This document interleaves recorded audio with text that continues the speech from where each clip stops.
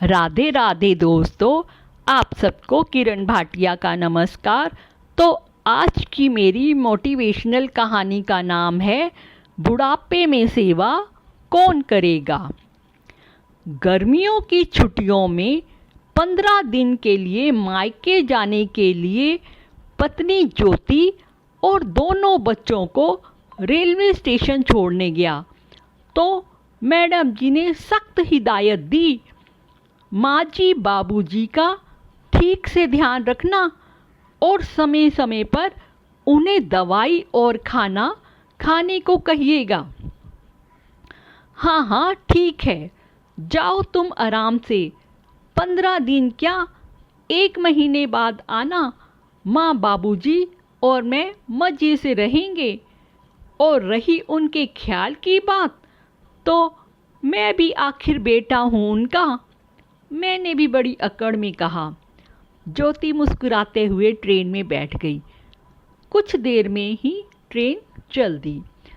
उन्हें छोड़कर घर लौटते वक्त सुबह के 8-10 ही हुए थे तो सोचा बाहर से ही कचौरी समोसा ले चलूं ताकि माँ को नाश्ता ना बनाना पड़े। घर पहुंचा तो माँ ने कहा, तुझे नहीं पता क्या, हमने तला गला खाना पिछले 8 महीनों से बंद कर दिया है। वैसे तुझे पता भी कैसे होगा, तू कौन सा घर में रहता है। आखिरकार दोनों ने फिर दूध ब्रेड का ही नाश्ता कर लिया।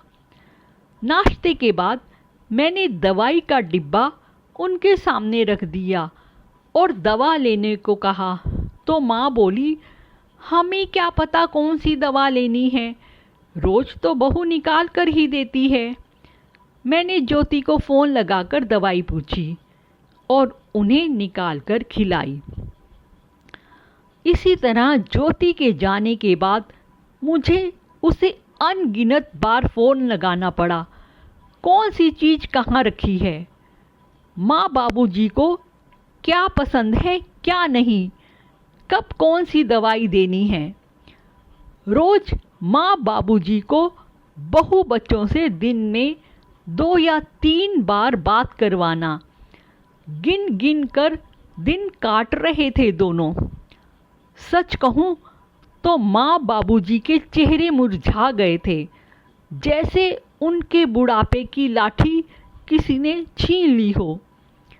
बात बात पर झुंझलाना और चिड़चिड़ापन बढ़ गया था उनका। मैं खुद अपने आप को बेबस महसूस करने लगा था। मुझसे उन दोनों का अकेलापन देखा नहीं जा रहा था। आखिरकार अपनी सारी अकड़ और एक बेटा होने के अहम को ताक पर रखकर 1 सप्ताह बाद ही ज्योति को फ़ोन करके बुलाना पड़ा। और जब ज्योति और बच्चे वापस घर आए तो दोनों के चेहरे की मुस्कुराहट और खुशी देखने लायक थी, जैसे पतझड़ के बाद किसी सूखे वृक्ष की शाख पर हरी पत्तियां खिल चुकी हों। और ऐसा हो भी क्यों नहीं, आखिर उनके परिवार को अपने कर्मों से रोशन करने वाली उनकी ज्योति जो आ गई थी। मुझे भी इन दिनों में एक बात बखूबी समझ आ गई थी और वो यह कि वृद्ध माता पिता के बुढ़ापे में असली सहारा एक अच्छी बहू ही होती है, ना कि बेटा। Radhe Radhe. Please subscribe, share and like.